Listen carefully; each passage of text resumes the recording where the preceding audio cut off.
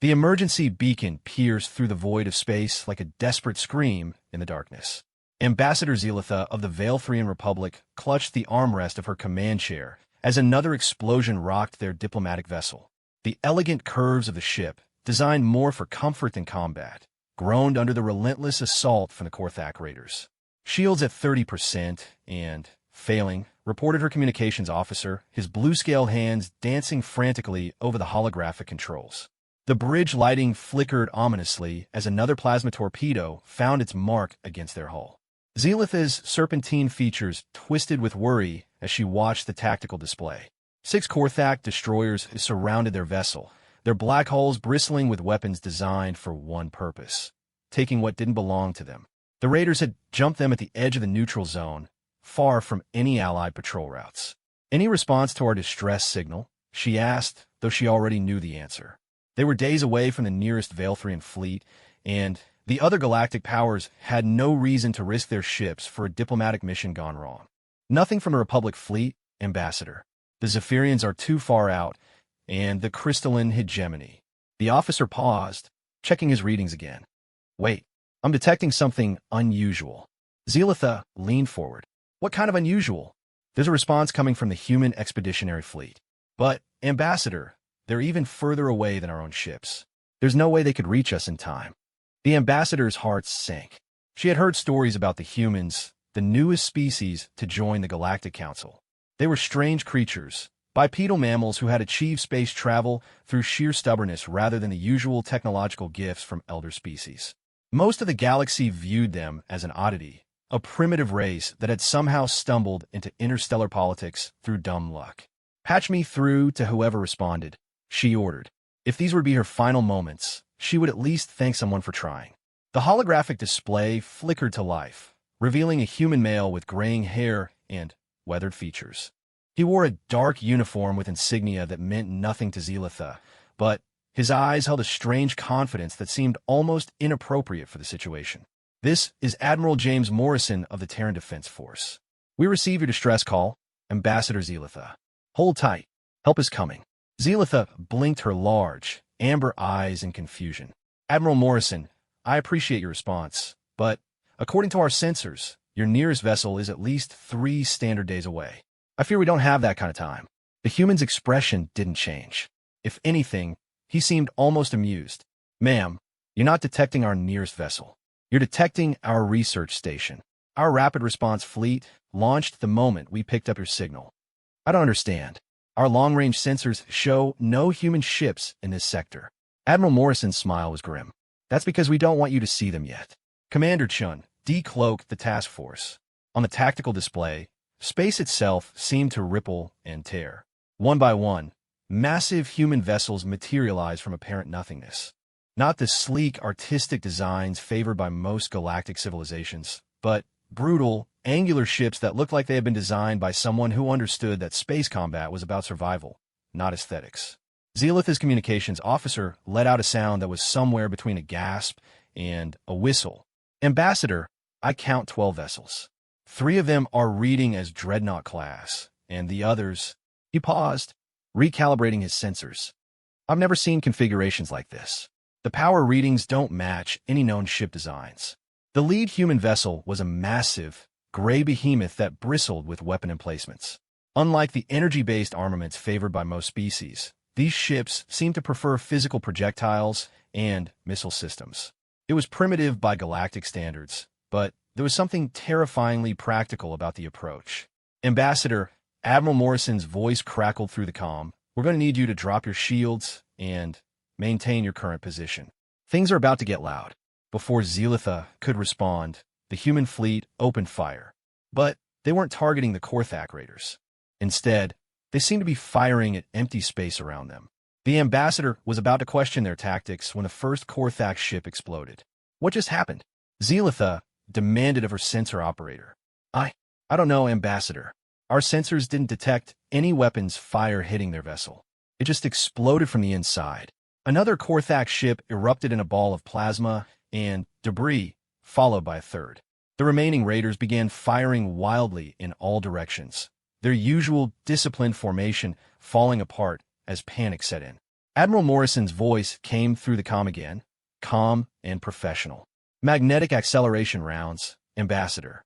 We fire them at a significant fraction of light speed. By the time your sensors detect the muzzle flash, the projectile has already reached its target. The Korthak shields are designed to stop energy weapons, not kinetic penetrators moving at relativistic speeds. Zelitha watched in horrified fascination as the human fleet systematically dismantled the raider formation. It wasn't a battle. It was an execution. The Korthak ships, which had seemed so threatening moments before, were being picked off with surgical precision. Their plasma cannons and particle beams seemed pathetically inadequate against an enemy they couldn't even properly target. How are you tracking them so accurately? She found herself asking. Korthak vessels are equipped with advanced ECM suites. Simple physics, ma'am. Every ship produces heat, electromagnetic emissions, gravitational disturbances. You can hide from one type of sensor, maybe two, but not from all of them simultaneously. Humans learned to fight dirty a long time ago. The last 3 Korthak raiders attempted to flee, their engines burning at maximum acceleration as they tried to reach the edge of the system's gravity well where they could jump to hyperspace. They never made it. The human ships launched what appeared to be some kind of guided projectile that simply appeared in front of the fleeing vessels, as if it had teleported into position. Wormhole torpedoes, Admiral Morrison explained, noting Zelitha's confused expression on his monitor. We open a micro-wormhole in front of the target and fire a conventional warhead through it. Instant delivery, no matter how fast they're moving. Within minutes, the entire Korthak raiding party had been eliminated. Zelitha's crew stared at their sensors in stunned silence, unable to process what they had just witnessed.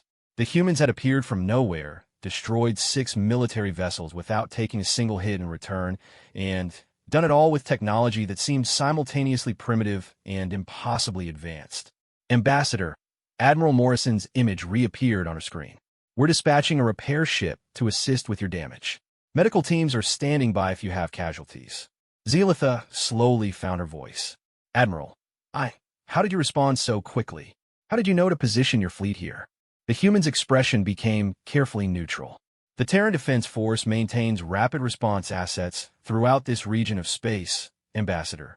Pirates and raiders have learned that attacking civilian vessels in our patrol area tends to be a short-lived career choice.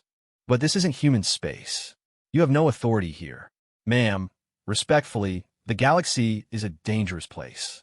Earth remembers what it was like to be helpless against superior forces. We've made sure that won't happen again, to us or to anyone else who doesn't deserve it. A new voice crackled through the comm system, speaking in the harsh, guttural language of the Korthak. Zelitha's translator identified it as a transmission from one of the few escape pods that had managed to jettison before their ship's destruction. Humans, you will pay for this. The Korthak Empire will not forget this insult. We will return with a full battle fleet and burn your worlds to ash. Admiral Morrison's response was delivered in perfect Korthak, without the aid of a translator. His pronunciation was flawless, but his tone carried an undertone that made Zelitha's scales crawl. You're welcome to try.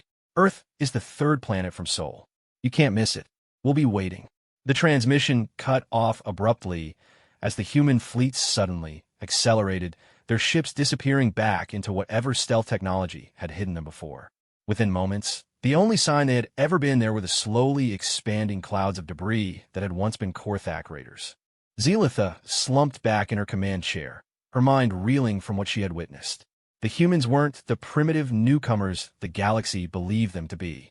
They were something else entirely, something that had been hiding in plain sight while the elder races debated their worthiness for council membership.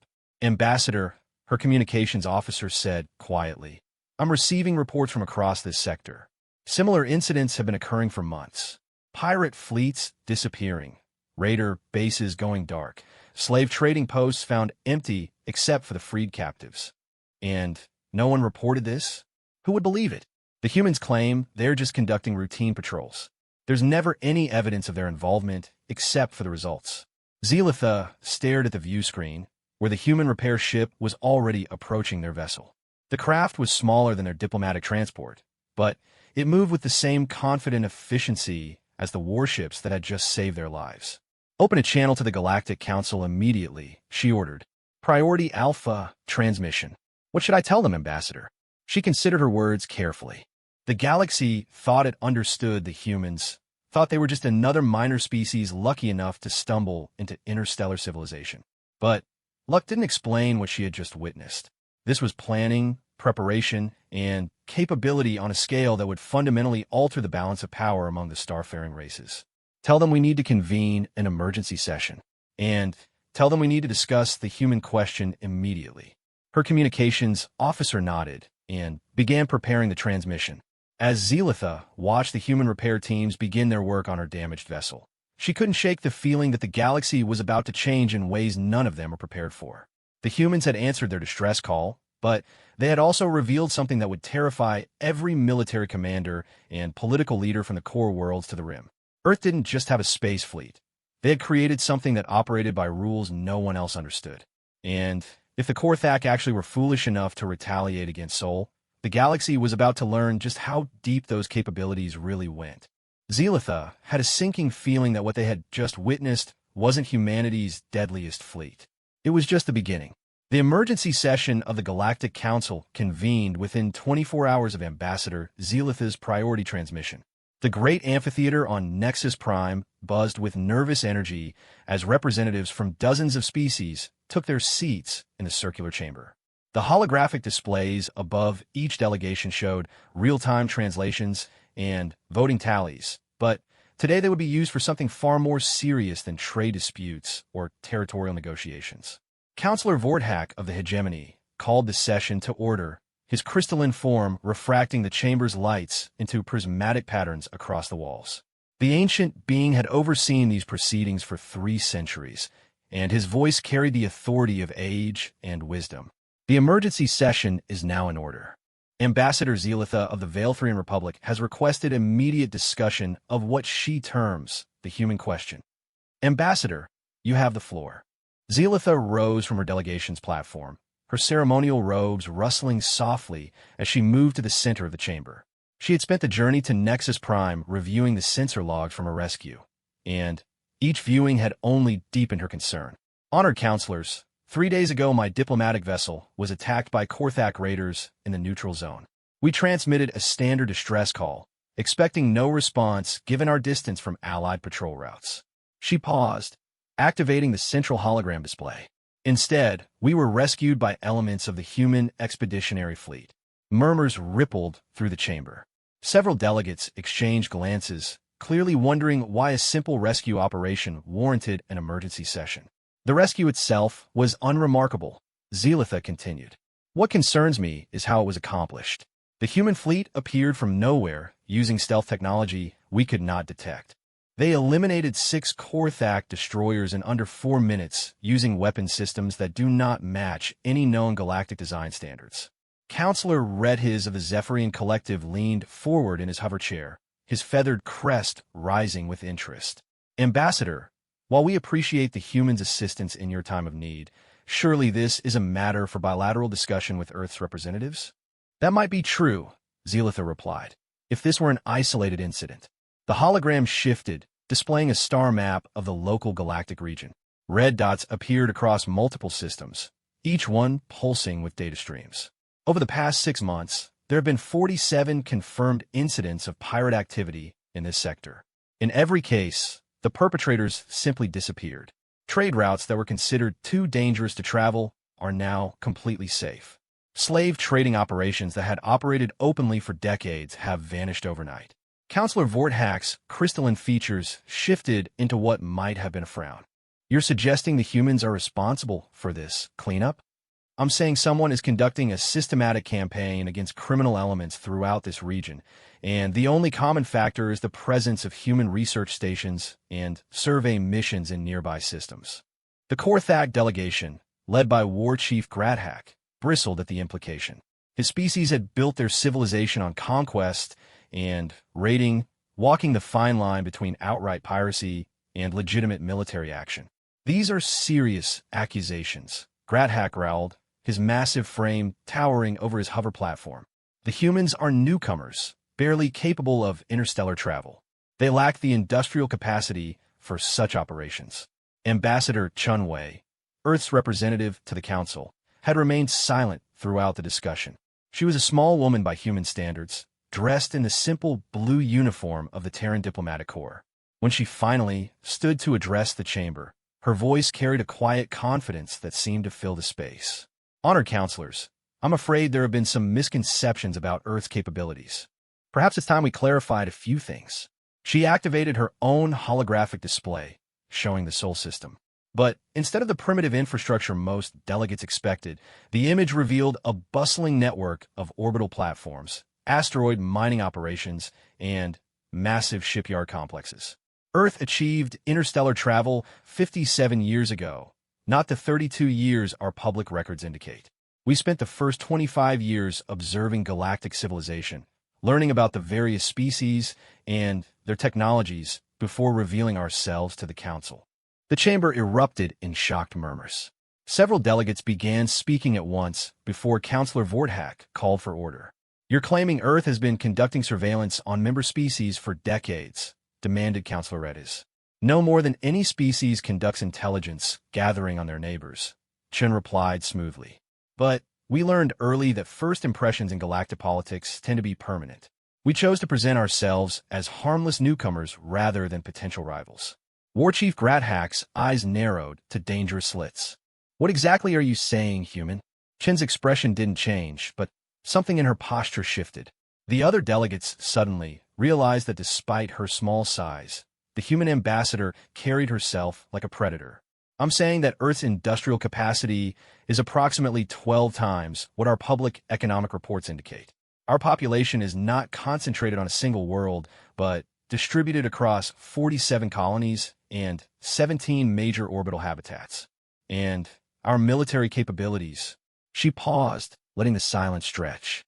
Well, perhaps a demonstration would be more effective than words. The main display shifted to show real-time sensor feeds from across the local galactic region. At first, the delegates saw only the familiar patterns of interstellar traffic and natural phenomena. Then, space began to come alive. Ships materialized from apparent nothingness. Not just a few vessels that had rescued Zelitha, but hundreds of them.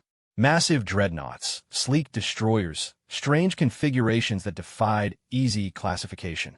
They appeared in every system within 50 light-years of Nexus Prime, their dark hulls reflecting starlight as they dropped their stealth fields. "My God," whispered the Altarian delegate, his usually stoic demeanor cracking as he watched an entire battle fleet decloak within visual range of his home system. "This is impossible," Counselor Vorthak stated, his crystalline form flickering with agitation.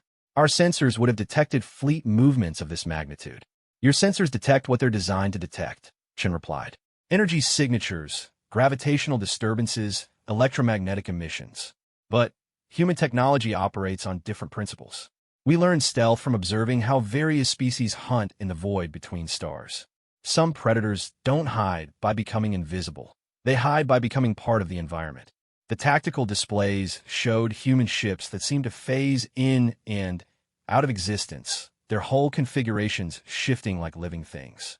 Some appear to be constructed from what looked like captured asteroids, indistinguishable from natural space debris until they suddenly came to life with weapons and engines. "How many?" asked Ambassador Zelitha quietly. "In this immediate region? Approximately 3,000 vessels across all classes." Chen's voice remained conversational, as if she were discussing the weather. "Galactic-wide deployment is classified, but I can say that every inhabited system has at least one rapid response asset within 6 hours travel time." The implications hit the delegates like a physical blow. If the humans were telling the truth, they didn't just have the largest fleet in the galaxy. They had achieved tactical omnipresence on a scale that made traditional territorial concepts meaningless. War Chief Grathak was the first to recover his composure. "You reveal this force now as a threat. You seek to intimidate the Council into compliance with human demands." Chen shook her head.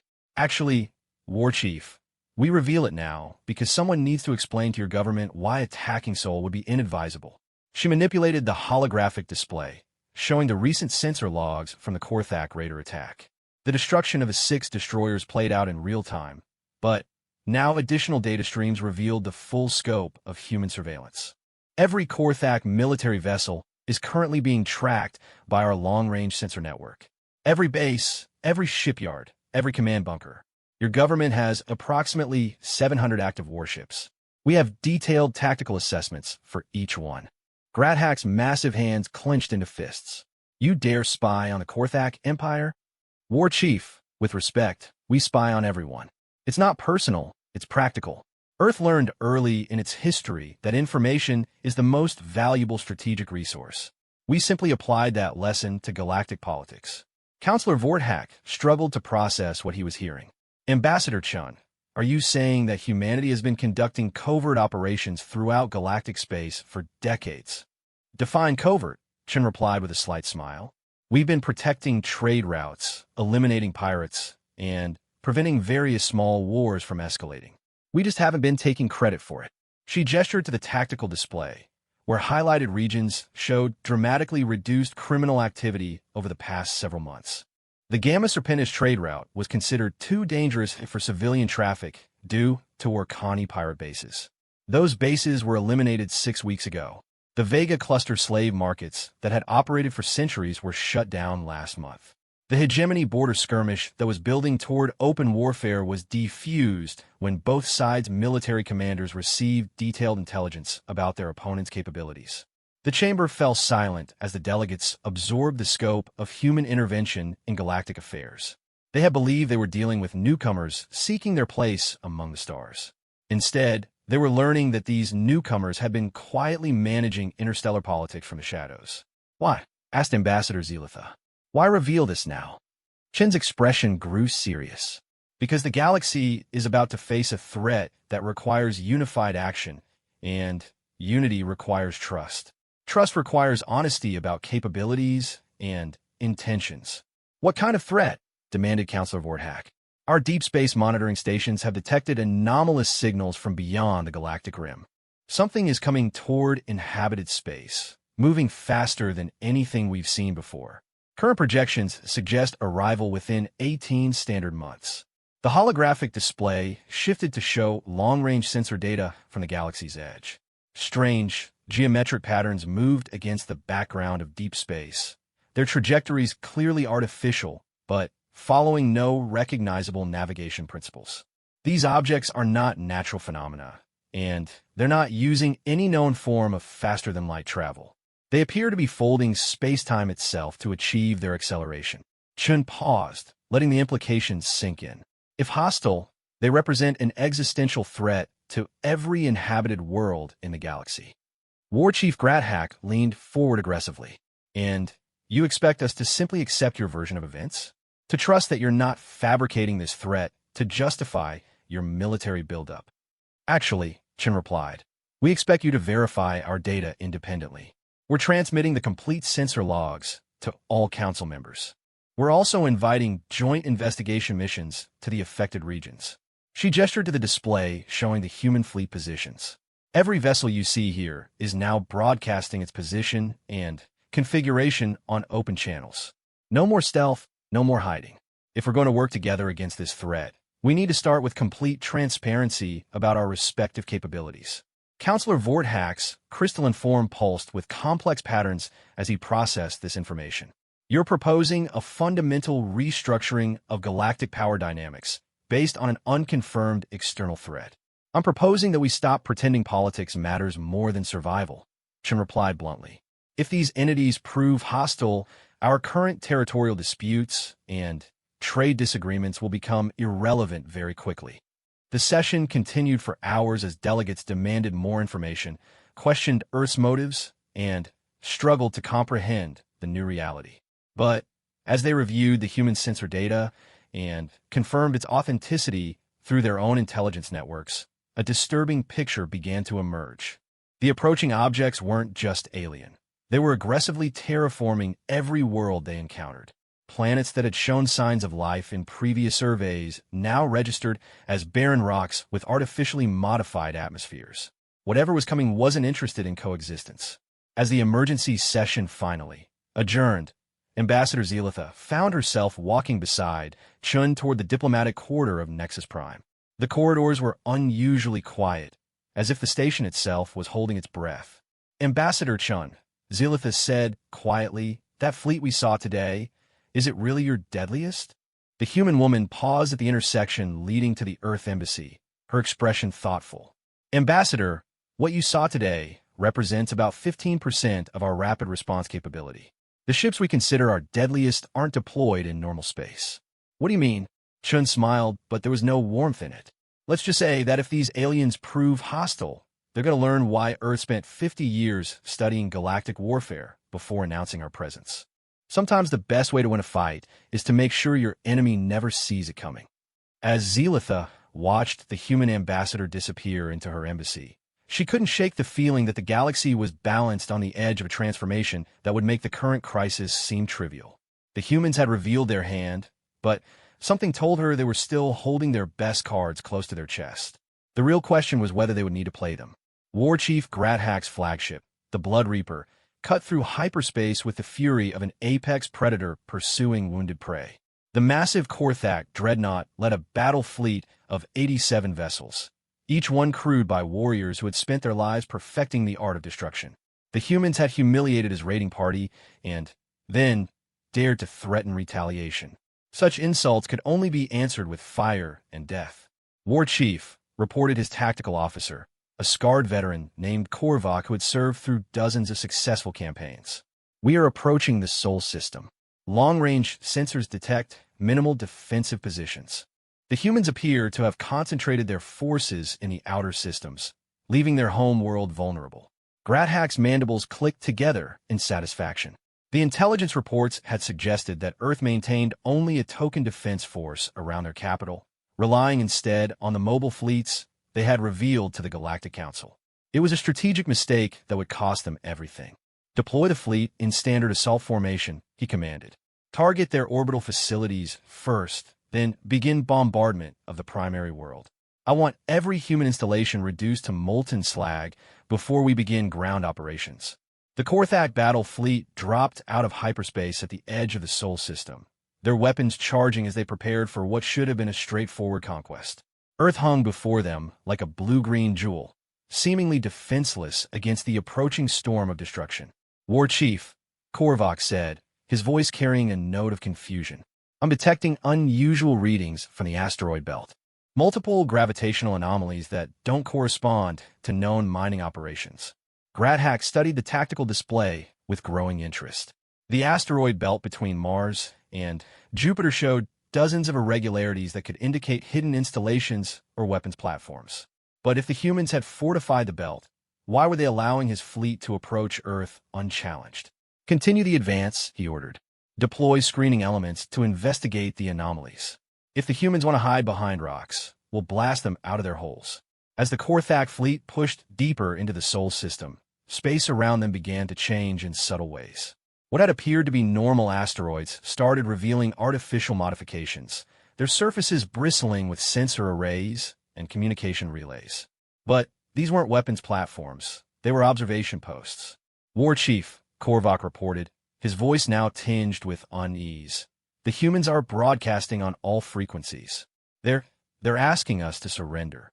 Gradhack's laughter boomed across the bridge, a sound like grinding stone and breaking metal.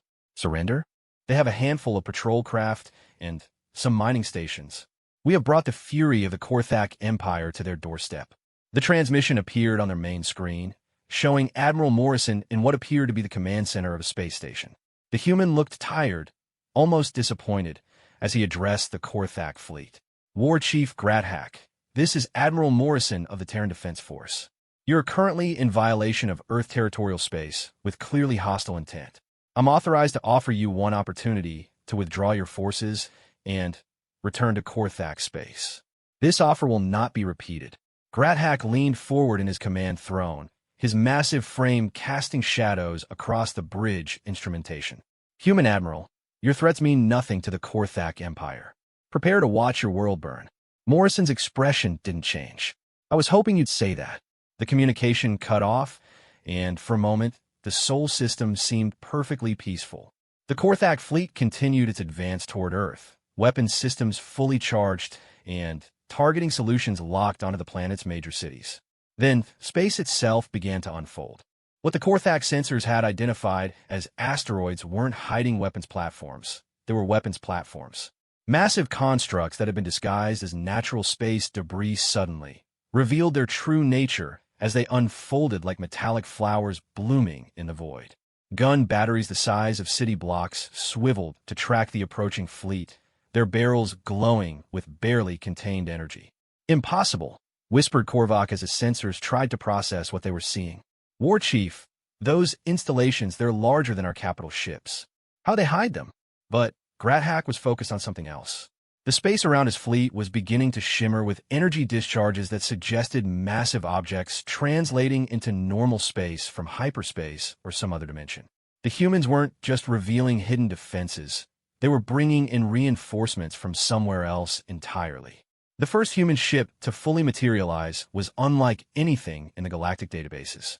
It was a kilometer-long cylinder that seemed to be constructed from some kind of adaptive metal, its surface constantly shifting and reconfiguring as different weapon systems cycled into position.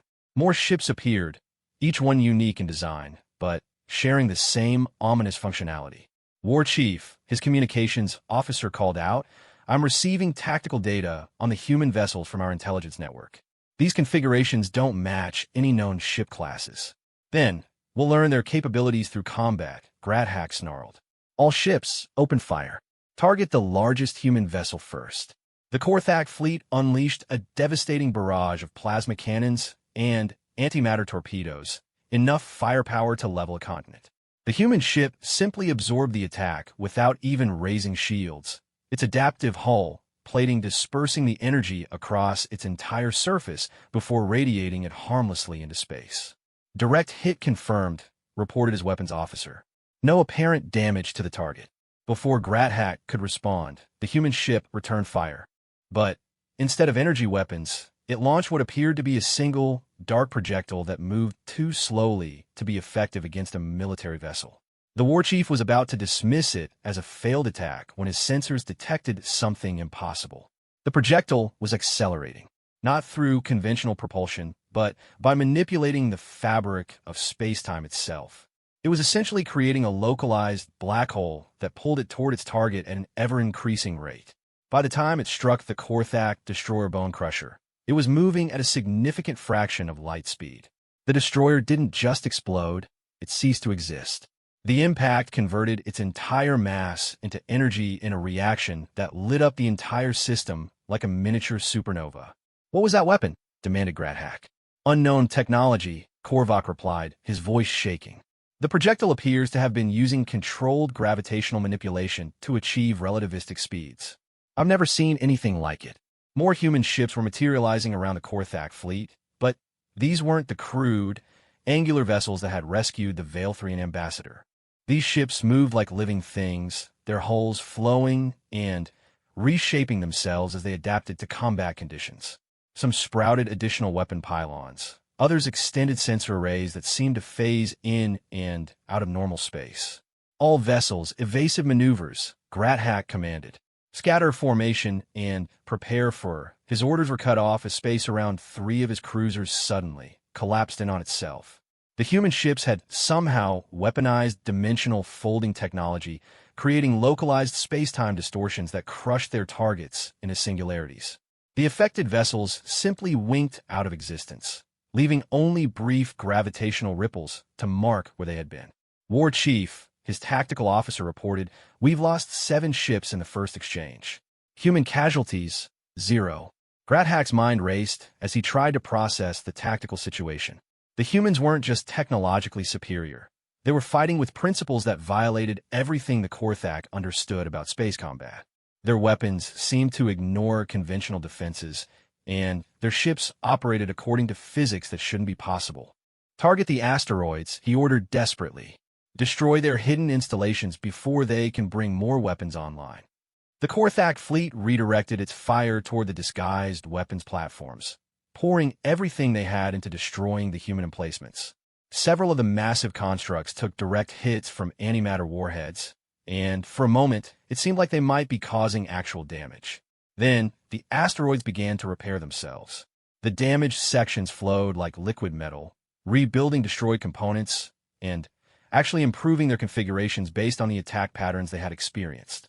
Within minutes, the human installations were not only fully functional, but had adapted to be more resistant to Korthak weapons. Self-repairing technology, Korvok reported unnecessarily. War Chief, they're not just hiding weapons in the asteroid belt. They've turned the entire belt into a single, adaptive defense system. The human fleet had completely surrounded the Korthak forces now, their strange ships moving in formations that defied traditional tactical doctrine. Some seemed to be sharing power and weapons systems across multiple hulls, creating temporary superweapons that could punch through any defense. Others appeared to phase partially out of normal space, making them impossible to target effectively. Admiral Morrison's image reappeared on Gradhack's main screen, but this time he wasn't alone.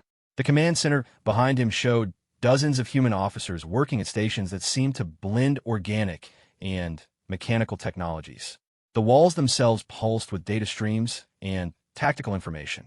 War Chief, Morrison said calmly, "This is your second and final opportunity to withdraw.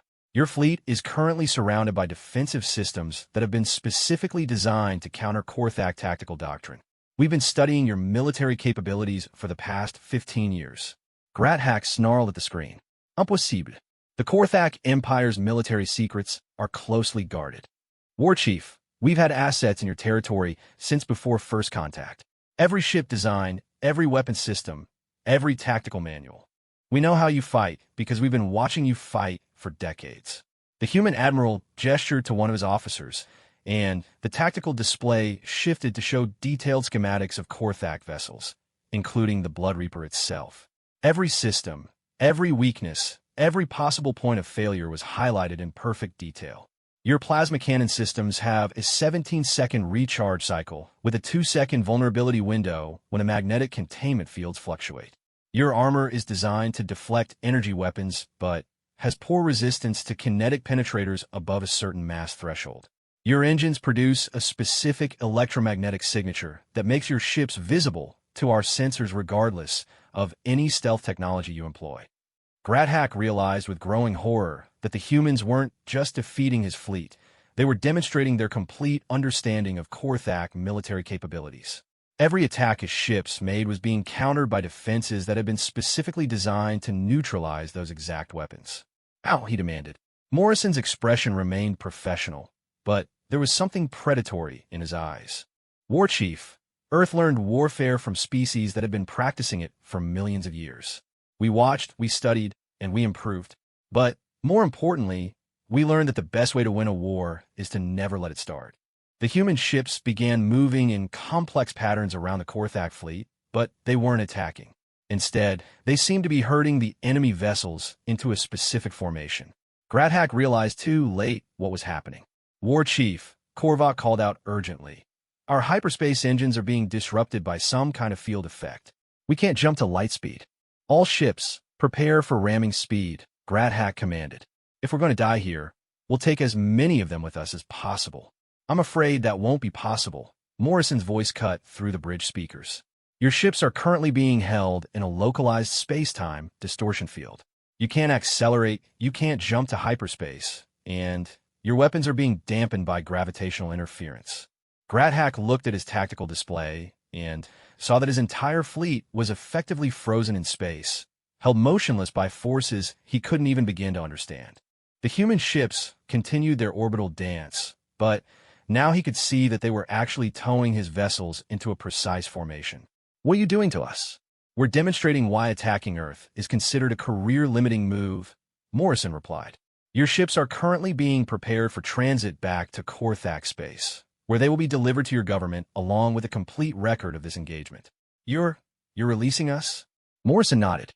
"War Chief, Earth isn't interested in conquest or destruction. We're interested in peace, stability, and the survival of galactic civilization. Destroying your fleet would serve none of those interests." The human ships had arranged the Korthak vessels into a perfect convoy formation, their engines still locked but their life support and communication systems fully functional. Gradhack watched in amazement as a massive human transport vessel approached his flagship. "We're loading your ships with supplies, medical aid, and detailed technical specifications for defensive technologies that will help your people survive what's coming from beyond the galactic rim," Morrison continued. "Consider it an investment in future cooperation. The alien threat you mentioned to the Council? War Chief, those entities have been systematically destroying civilizations for millions of years. They're not interested in negotiation, conquest, or any form of coexistence. They simply eradicate everything they encounter and move on to the next target. Gradhack felt a chill that had nothing to do with the temperature on his bridge. How do you know this? Because we've been tracking their approach for 50 years, and we've been preparing for their arrival ever since. The defensive systems you just encountered represent approximately 3% of Earth's actual military capacity. The war chief stared at the tactical display, trying to comprehend the implications of what he was hearing. If the humans were telling the truth, then what he had just witnessed wasn't even close to their real capabilities. Why show us this? Why not simply let us destroy ourselves against your defenses? Morrison's expression grew serious.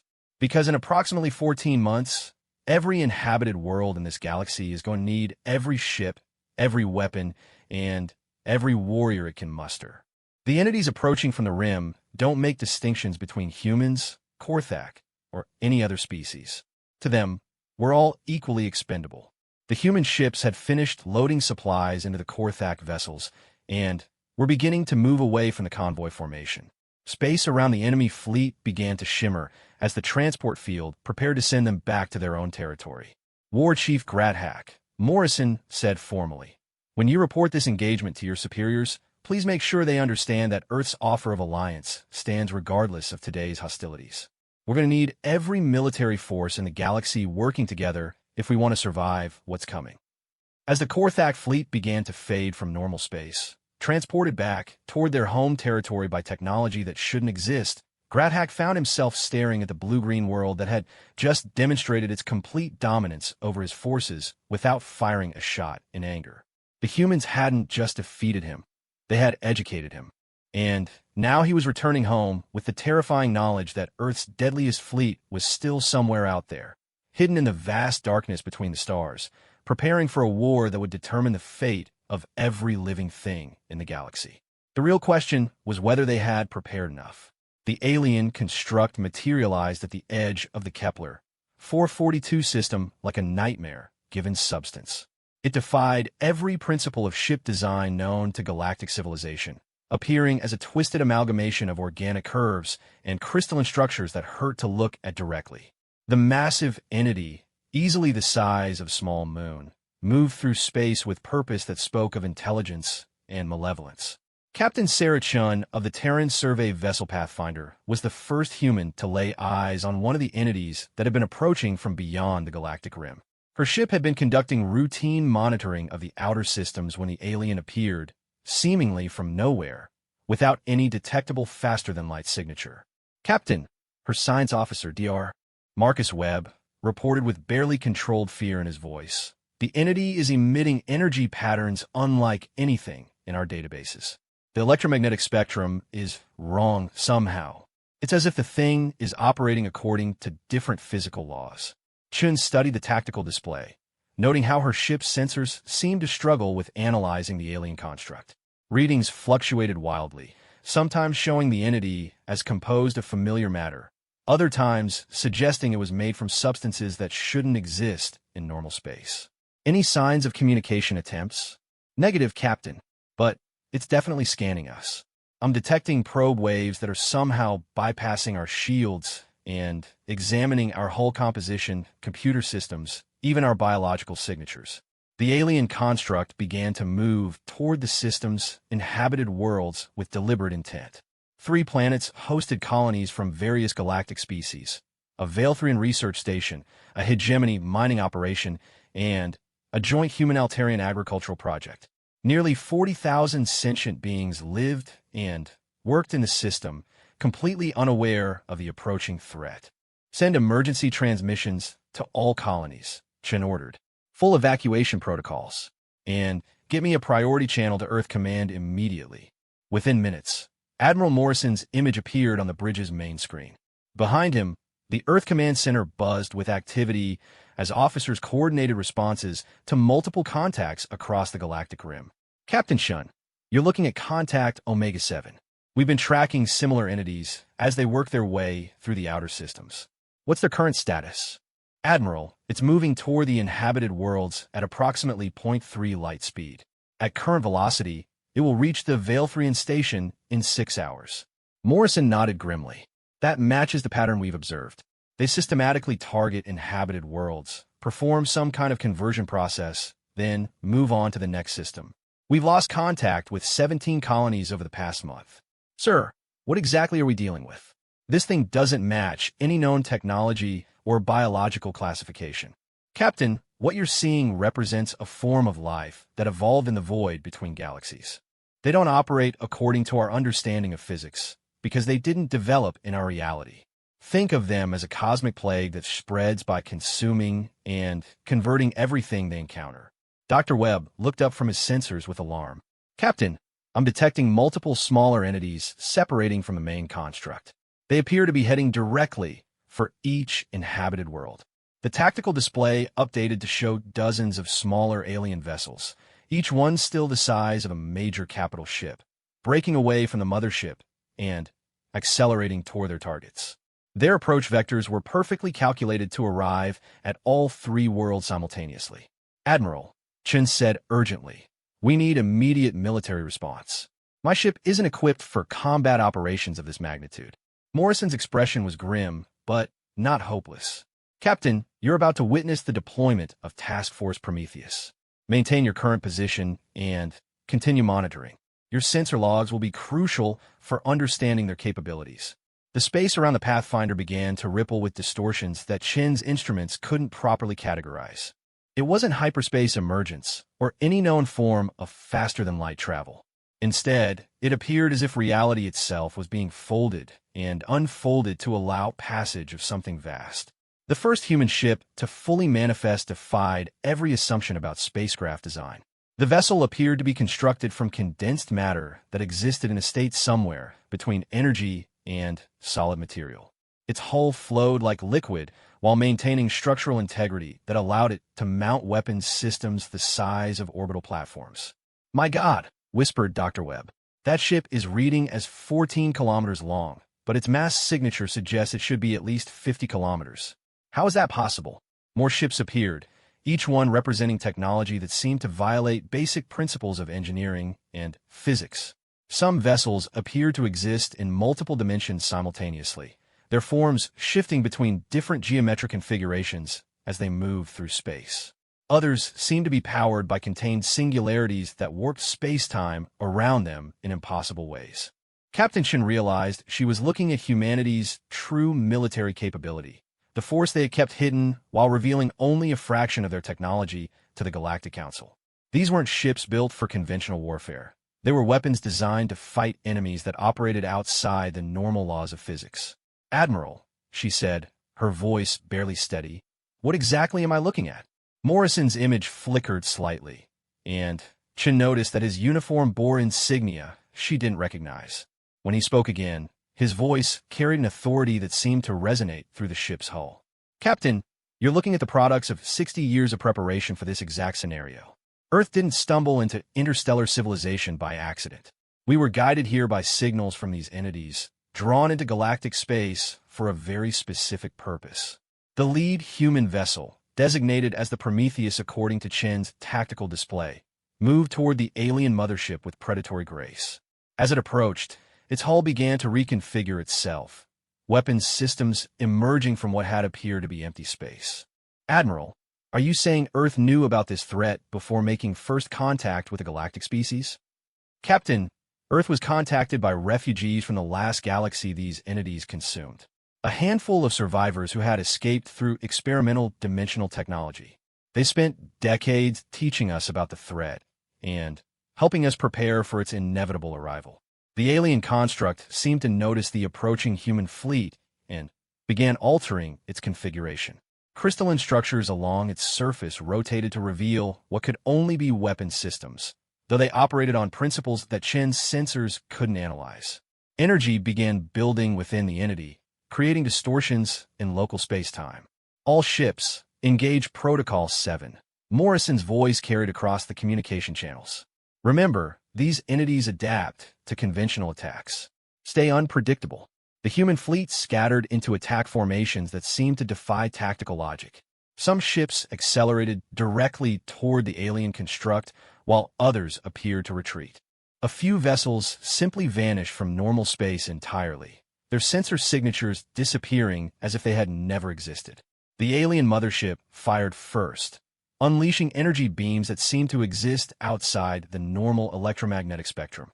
The attack struck several human vessels directly, but instead of destruction, something extraordinary happened. The ships absorbed the alien energy and immediately began reconfiguring their hull structures to incorporate the new technology. Adaptive integration systems, Morrison explained, noting Chen's confused expression. We learned from the refugees that these entities spread by converting their targets into extensions of themselves. We designed our ships to do the same thing in reverse.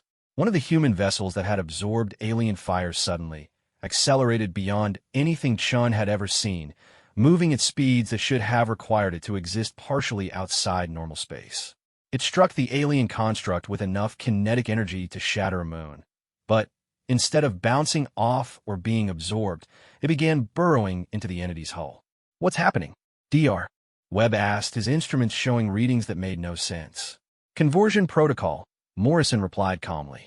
"The Devastator is currently rewriting the alien construct's fundamental programming, turning its own adaptive systems against it."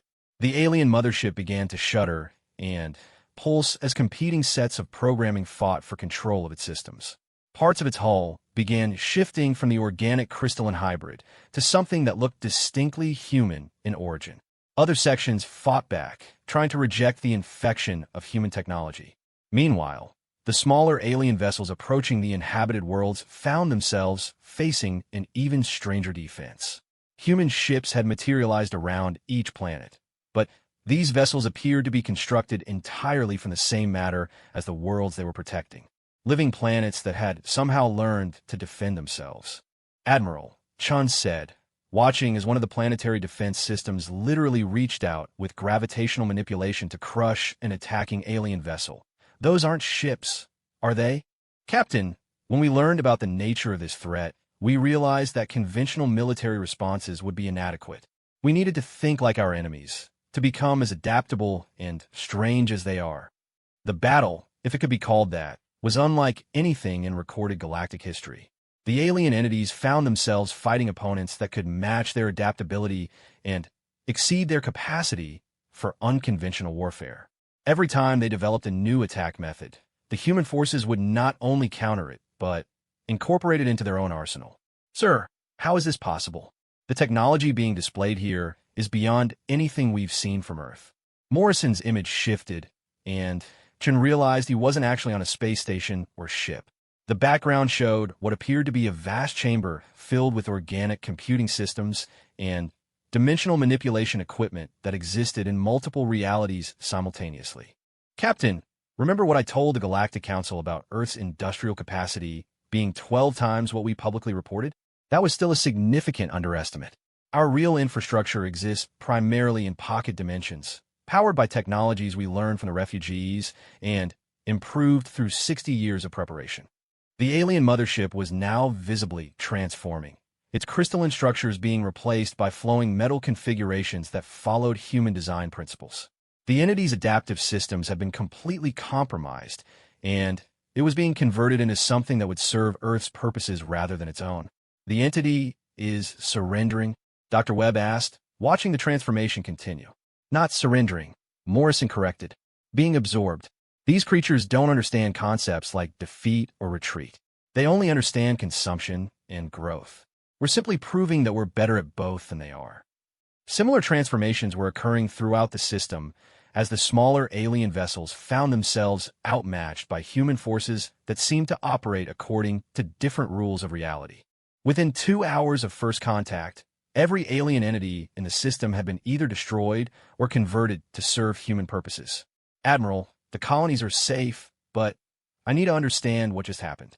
Are you saying that Earth has been preparing for this invasion for over half a century?" Morrison nodded. "Captain, everything humanity has done since achieving interstellar travel has been focused on this moment. Our integration into galactic civilization, our careful management of interstellar politics, our development of adaptive technologies. All of it has been preparation for fighting an enemy that represents an existential threat to life itself. Chun stared at the tactical display, which now showed the converted alien mothership alongside the human fleet. The massive entity had been completely transformed, its hull bearing Earth markings, and its weapons systems operating according to human tactical doctrines. Sir, if Earth has this kind of capability, why hide it from the galactic community? Because, Captain, if the other species had known what we were really preparing for, they would have either panicked or tried to stop us. Some aspects of our defensive preparations required actions that wouldn't have been approved by the Galactic Council's ethics committees. What kind of actions? Morrison's expression grew serious. Captain, we've been systematically infiltrating and monitoring every major civilization in the galaxy. We've established hidden installations in hundreds of systems. We've been conducting genetic research on multiple species to understand how these entities might affect different forms of life. Chun felt a chill as the implications became clear. You've been treating the entire galaxy as a laboratory. We've been treating the entire galaxy as a patient that needed preparation for the most radical surgery imaginable. Morrison corrected. These entities don't just destroy civilizations, Captain. They consume the fundamental patterns that make life possible. If we hadn't prepared countermeasures, their arrival would have meant the end of everything. The communication channel carried alerts from across the galactic rim as similar battles erupted in dozens of systems. Each engagement followed the same pattern. Alien entities appearing from deep space, human forces materializing to meet them, and the invaders being either destroyed or converted through technologies that seem to exist outside normal reality. Admiral, how many more of these entities are coming? Current estimates suggest approximately 2,000 major constructs with supporting swarms numbering in the millions. They've been moving through intergalactic space for millennia, consuming galaxy after galaxy. We represent their latest target. Chun looked at the transformed alien vessel, noting how seamlessly it had been integrated into the human fleet structure. And you believe we could defeat them all? Morrison smiled, and for the first time since the crisis began, Chun saw genuine confidence rather than grim determination. Captain, these entities have spent millions of years perfecting their ability to consume and convert other forms of life. But they've never encountered a species that learned those same skills and then improved upon them. As the human fleet prepared to move to the next threatened system, Chun realized that she was witnessing something unprecedented in galactic history. Humanity hadn't just prepared to defend against an alien invasion. They had prepared to become something capable of fighting alien gods on their own terms. The real war for the galaxy's survival was just beginning, but for the first time since learning about the approaching threat, Chun began to believe they might actually win. Earth's deadliest fleet wasn't just ready for what was coming from the darkness between galaxies. They were ready to show the universe what happens when human ingenuity meets an existential threat.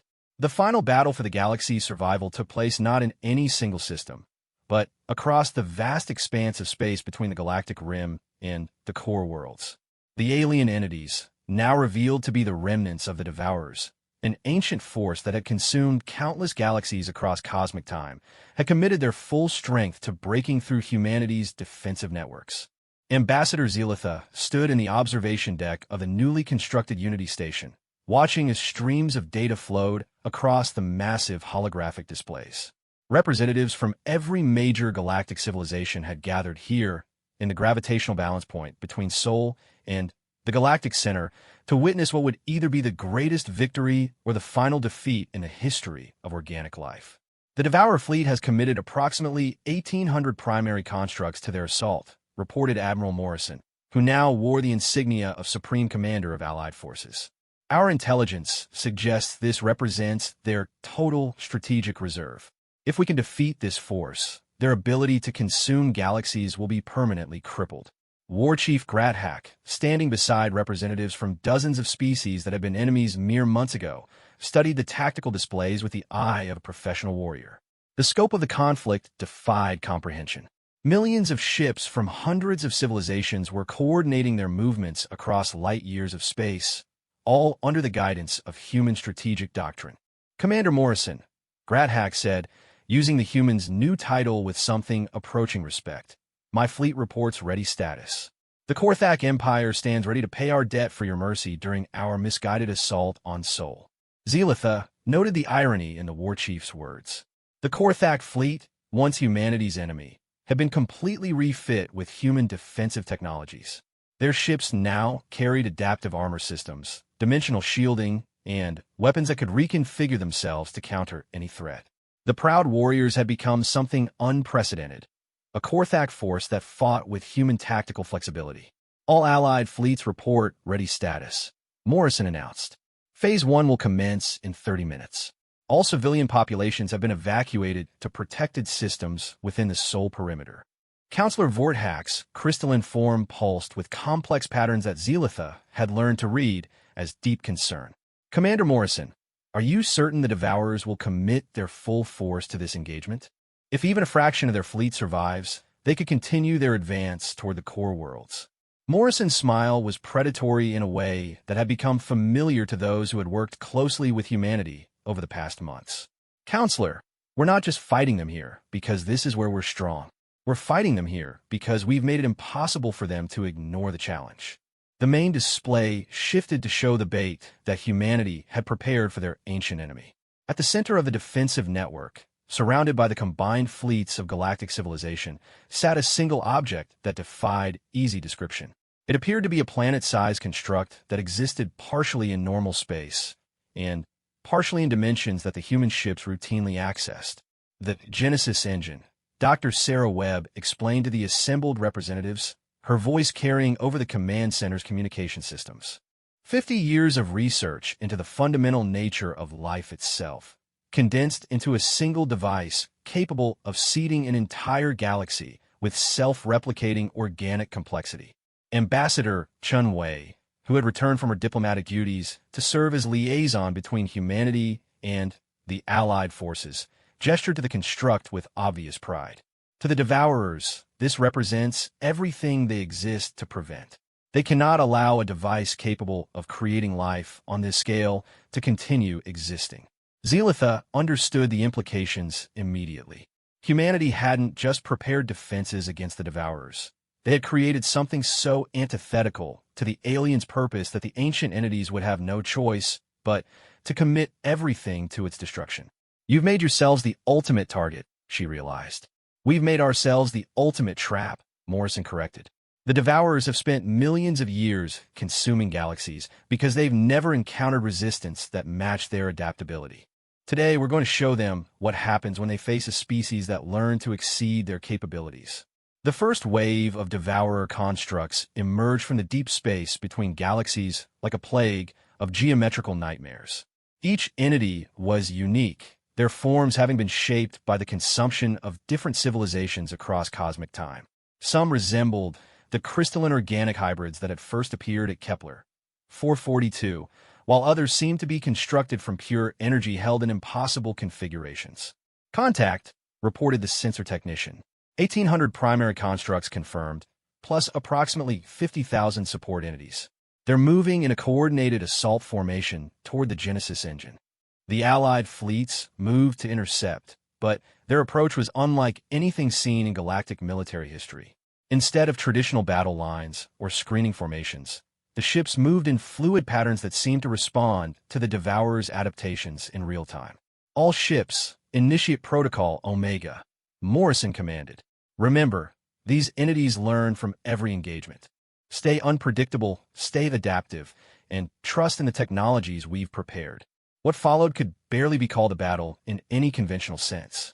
It was more like a cosmic storm where the fundamental laws of physics served as weapons and reality itself became a battlefield. The Devourer constructs unleashed attacks that existed outside normal space-time, creating zones where matter couldn't exist and energy took on properties that violated basic thermodynamic principles. The human response was even more impossible. Ships began dividing into multiple copies of themselves, each one existing in slightly different dimensions while sharing the same tactical awareness. Others converted themselves into pure information, attacking the Devourer's control systems directly before rematerializing as physical vessels with enhanced capabilities. How? Whispered Counselor Redhis, watching as a squad of human destroyers literally rewrote the local laws of physics to turn a devourer energy beam into a flock of mechanical birds that attack their creator. 60 years of preparation, Chen replied simply. We learned from refugees who had survived previous galactic consumption events. We studied the fundamental nature of reality itself. We discovered that the universe is far more flexible than most civilizations realize. The battle reached its climax when the Devourer fleet committed their ultimate weapon, a construct the size of a small star that seemed to exist as a whole in reality itself. The entity began consuming space-time around it, creating an expanding zone of absolute nothingness that threatened to engulf the entire battlefield. The null generator, Morrison announced calmly. We've been wondering when they would deploy it. All fleets, withdraw to minimum safe distance. Prometheus Actual, you're authorized for Omega Protocol implementation. From the heart of the human fleet emerged a single vessel that Zelitha hadn't seen in any of the tactical displays. The ship appeared to be constructed from the same material as the Genesis engine, existing in multiple dimensions simultaneously while maintaining perfect structural coherence. What is that? Asked War Chief Gradhack. The humanity's promise, Morrison replied. The product of everything we've learned about the nature of existence itself. The human ship moved toward the null generator with deliberate purpose, its hull beginning to unfold like a flower made of crystallized space-time. As it approached the zone of absolute destruction, instead of being consumed, it began to convert the nothingness back into potential for existence. Impossible, breted concilor vortac. They're reversing entropy itself. The humanity's promise didn't just survive contact with the null generator. It began consuming the massive Devourer construct, converting it into pure creative potential that fed back into the Genesis engine. The process created a cascade reaction that spread throughout the Devourer fleet, their adaptive systems unable to cope with being attacked by the fundamental force of existence itself. Within hours, the ancient threat that had consumed galaxies across cosmic time found themselves being systematically converted into raw material for the creation of new life. The surviving Devourer entities, faced with complete strategic defeat, attempted to retreat into the void between galaxies. They found their escape routes blocked by human ships that had been waiting in dimensions the aliens didn't even know existed. This is impossible, transmitted the lead Devourer construct in a communication that bypassed all known translation protocols to speak directly to the minds of every sentient being in the system. We are the end of complexity. We are the return to simplicity. We cannot be defeated by the chaotic accident of organic life. Morrison's response came from every human ship simultaneously, creating a harmonic resonance that seemed to vibrate through the fabric of reality itself. You are not the end of complexity. You are just another form of it. And like all complex systems, you can be understood, adapted to, and ultimately surpassed. Earth doesn't just fight to survive. We fight to evolve. The final phase of the battle was more like a cosmic metamorphosis than a military engagement. The remaining Devourer constructs found themselves being transformed by human technology that operated on principles they couldn't comprehend. Their consumption imperative was rewritten to become a creation imperative. Their urge to destroy complexity became an urge to foster it. When the transformation was complete, the galaxy's greatest threat had become its greatest resource. The converted Devourer entities began working alongside the Genesis engine to seed empty systems with the potential for new forms of life, their ancient experience with galactic-scale operations now serving constructive rather than destructive purposes. Ambassador Zelitha stood in the observation deck of Unity Station, watching as the first new stars ignited in the spaces between spiral arms, each one surrounded by planets designed to nurture forms of life that had never before existed in the universe. Commander Morrison, she said quietly, humanity's deadliest fleet. It wasn't what we saw at Sol, was it? The human admiral, looking tired but satisfied, shook his head. Ambassador, our deadliest fleet was never about destruction. It was about transformation. The most dangerous weapon Earth possesses is our ability to look at any problem and find a way to turn it into an opportunity for growth. And now, Morrison gestured to the displays showing the converted Devourer entities working alongside ships from every galactic civilization to create new worlds and new possibilities for life. Now we get to find out what the universe looks like when every species has access to technologies that make the impossible merely difficult. War Chief Gradhack approached, his massive frame somehow seeming less intimidating than it once had. Commander Morrison, the Korthak Empire formally requests permission to participate in the new colonization projects. My people would be honored to help plant seeds where we once would have reaped destruction. Similar requests came from representatives of dozens of species, each one eager to be part of the unprecedented expansion of life and civilization that the defeated Devourers were now making possible. As Zelitha watched the beginning of a new age for galactic civilization, she reflected on the strange journey that had brought them to this point.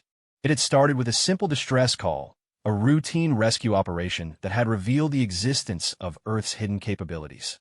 But, in the end, humanity's deadliest fleet hadn't been deadly at all.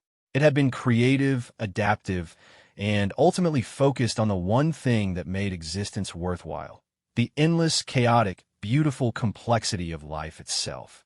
The universe would never be the same, and for the first time in galactic history, that was exactly what everyone wanted.